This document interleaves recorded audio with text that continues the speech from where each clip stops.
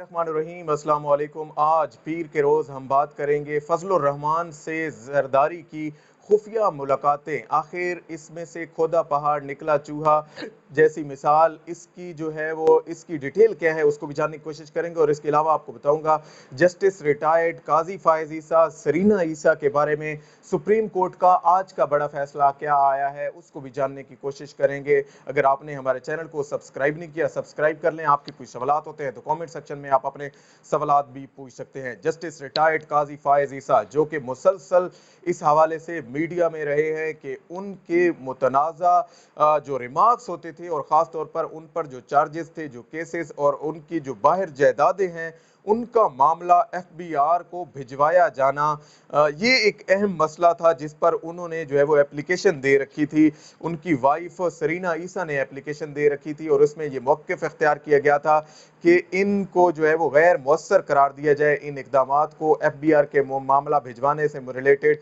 जो बाहर के मुल्क इनकी जायदादें हैं उसको गैर मौसर करार दिया जाए। इस हवाले से आज सुप्रीम कोर्ट ऑफ पाकिस्तान ने एक फैसला जारी किया जिसमें इनकी दरख्वास्त को मंजूर किया गया है और उससे जो है वो आगे जून में समाअत के लिए भी मुकर्रर किया गया है। इसके अलावा ये भी कहा गया है कि एफबीआर के मामला जो भिजवाने का जो मामला है उसको पर ये हदायत जारी की है कि उसे वापस ले लिया जाए और इक़दामात अब जो है इस एप्लीकेशन पर समाअत होगी और जो भी डिटेल हमारे सामने आएगी, जो भी तफसील हमारे सामने आएगी उसको हम इस उसमें जो है वो पैराए में देखेंगे। इसके साथ साथ मैं आपको बता दूं कि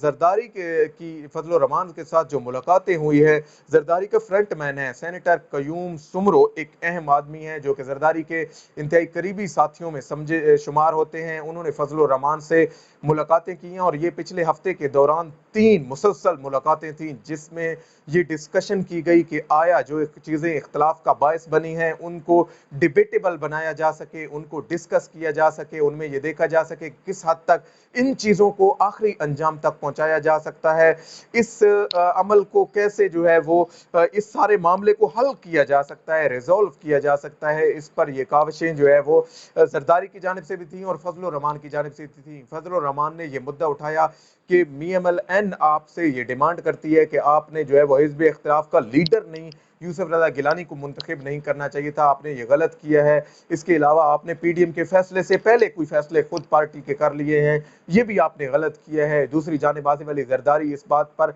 बजिद नजर आए। उनका फ्रंटमैन कयूम सुमरो, सेनेटर कयूम सुमरो ये कहता रहा कि अगर PMLN ने हमारे साथ हमें चाहती है PMLN के हम PDM का हिस्सा बने तो ये बात जहन में रख लें कि हमने जो है वो फिर यूसुफ रज़ा गिलानी को हिज़्ब इख्तिलाफ का लीडर मुकर्रर किया है सेनेट में और उसी को नून लीग को तस्लीम करना पड़ेगा। अगर नून लीग ये इसको तस्लीम कर लेती है तो फिर हम जो है वो तैयार हैं PDM में आने के लिए। हमें जरदारी को जो है वो मना लूँगा इस हवाले से। और जरदारी जब मान गए तो यकीनन बिलावल भुट्टो जरदारी की क्या मजाल है कि वो कोई फैसला उनके खिलाफ कर सकें, उनका फैसला भी उन्हीं के मुताबिक जो है वो आना है। इस सिलसिले में आप एक चीज़ जहन में रख लें कि जरदारी आसिफ अली जरदारी पहले बड़ी जो है वो उनकी स्पीच जो PDM के इजलास में हुई थी, जो PDM का लास्ट इजलास हुआ था उसमें जो उनकी स्पीच हुई थी उसमें उन्होंने मौक़िफ़ इख्तियार किया था कि आपने जो है वो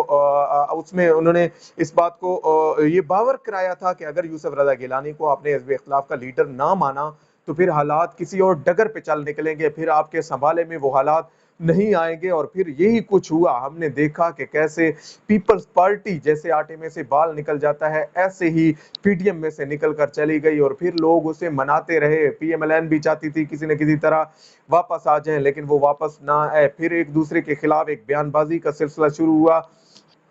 एक जानिब जाती उमरा से मरीम नवाज बयान देती थी, तंज के निश्तर बरसाती थी, बिलावल भुट्टो जरदारी था, तो दूसरी जानिब बिलावल भुट्टो जरदारी ने भी ये कहा कि लाहौर का एक शाही खानदान है जो कि हमेशा बूटों वालों के पास जाकर बैठ जाता है, जो एस्टेब्लिशमेंट के साथ मरासिम पैदा करने की कोशिश करता है। ये बात उन्होंने मंसूरा में जमात इस्लामी के मरकज़ पर जब सिराजुल हक से मुलाकात की थी उस वक्त कही थी। अगरचे बीच में इनमें जो है वो एक सर्द महरी पाई गई, बीच में ताल्लुकात को दोबारा से नॉर्मलाइज करने की बातें की गई, दोबारा से ताल्लुकात को एक डगर पर लाने की कोशिश की गई, दोबारा से ताल्लुकात को बहाल करने की कोशिश की गई। फिर से ये काविशें फजल रहमान के सर यकीनन जाती हुई नजर आ रही हैं। दूसरी जानिब फजल रहमान के लिए बचा ही कुछ नहीं है कि वो इस तहरीक को कैसे जो है वो उठा सकें। एक जानिब इमरान खान हुकूमत जो आखिरी 2.5 सालों में दाखिल होने जा रही है, चैलेंजेस بہت زیادہ ہیں، چاہے وہ مہنگائی کا معاملہ ہو، کسی طرح وہ چاہ رہے ہیں کہ اس جو یہ جو گراں فروشی ہے، جو کہ پرائس ہائکنگ ہے، اس کو کنٹرول کیا جا سکے، کیسے جو ہے وہ پرائسنگ کے معاملے کو، اور پرائس کنٹرولر جو ہر ڈسٹرکٹ میں موجود ہیں ان کو آتھورائز کیا گیا ہے، پنجاب گورنمنٹ کو خاص طور پر KP کے گورنمنٹ کو یہ آتھورائز کیا گیا ہے کہ آپ ایکشن لیں، آپ قیمتوں کی جو گراں فروشی ہے اس کو کنٹرول کرنے میں ہماری مدد کریں۔ آپ ایک بار یہ ڈیسیجن کر کے دیکھیں کہ کیسے جو ہے وہ حالات کو آپ نے آگے بڑھانا ہے، کیسے معاملات کو آپ نے لے کر چلنا ہے، کیسے آپ نے جو ہے وہ چیزوں کو ہینڈل کرنا ہے۔ دوسری جانب ان کے لیے ایک بڑا چیلنج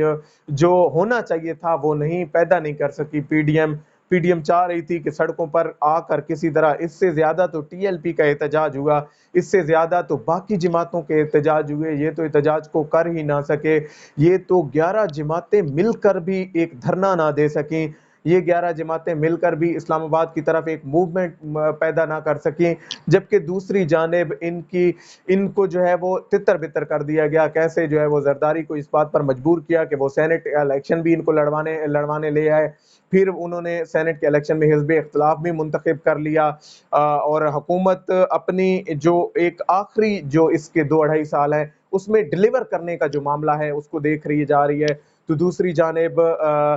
PDM دوبارہ سے متحد کرنے کی باتیں ہو رہی ہیں۔ آج 26 اپریل تھی، آج انہوں نے اکٹھا ہونا تھا لیکن آج بھی یہ لوگ اکٹھے نہ ہو سکے، اور بدقسمتی سے ان کا آپس کا اختلاف اس قدر بڑھ گیا کہ دوبارہ سے ان کو ایک ٹیبل پر بیٹھنا جو ہے وہ مشکل لگ رہا ہے، دوبارہ سے چیزوں کو۔ لیکن فضل الرحمان آخری ہم تک ہمت نہیں ہار رہے، وہ چاہ رہے ہیں کسی نہ کسی طرح PDM کی ان جماعتوں کو اکٹھا کیا جا سکے، PDM کی ان جماعتوں کو دوبارہ سے ایک ٹیبل پر لایا جا سکے، دوبارہ سے ان سے معاملات کو ایک لائن میں لے کر آیا جائے، اور پھر جو ہے وہ اس تحریک کو اٹھایا جا سکے۔ انہوں نے پہلے ہی اعلان کر دیا، اس اجلاس سے پہلے ہی اعلان کر چکے ہیں کہ ہم عید الفطر کے بعد یہ لانگ مارچ کرنے جا رہے ہیں، جس میں ہم یہ ساری، چاہے وہ پبلک انٹرسٹ کی چیزیں ہیں یا جن پر جو اپنے کیسز ہیں، جو ان پر عدلیوں میں کیسز چل رہے ہیں، ان پر ہم معاملات کو اٹھائیں گے اور ہم اسلام آباد کی طرف موو کریں گے۔ اور اس سلسلے میں نہ صرف PMLN بلکہ پیپلز پارٹی کو بھی ساتھ ملانے کی باتیں کی جا رہی ہیں۔ ایک جانب ANP نے جب اس پارٹی کو چھوڑنے کا جو ہے وہ اندیا دیا اور اعلان بھی بعد میں کر دیا کہ ہم لوگ اس پوری تحریک سے علیحدگی اختیار کر رہے ہیں، وہیں پر یہ معاملہ جو ہے وہ اس طرف لے کر جانا اور فضل الرحمان کا دوبارہ سے ایکٹیو ہونا اور ان کا رول اس بات میں جو ہے وہ ایک ثالث کے طور پر ادا کرنا کہ آیا کسی نہ کسی طرح ان جماعتوں کو دوبارہ سے متحد کیا جا سکے، ان کو ایک نئے ایجنڈے، نئے کانٹریکٹ پر جو ہے وہ لایا جا سکے، اور ان کو جو ہے وہ اس بات کے لیے تیار کیا جا سکے کہ اب دوبارہ سے اس موومنٹ کو ہم گراس روٹ لیول پہ لے کر جائیں، اس موومنٹ کو جو ہے وہ دوبارہ سے ایکٹیو کر سکیں اور لانگ مارچ کے لیے ان کو عید الفطر کے بعد تیار کر سکیں۔ جو بھی اپڈیٹ ہوگی اس سے ہم آپ کو آگاہ کرتے رہیں گے۔ آج تک کے لیے اتنا ہی۔ اللہ پاک آپ کا حامی و ناصر ہو۔ پاکستان زندہ باد۔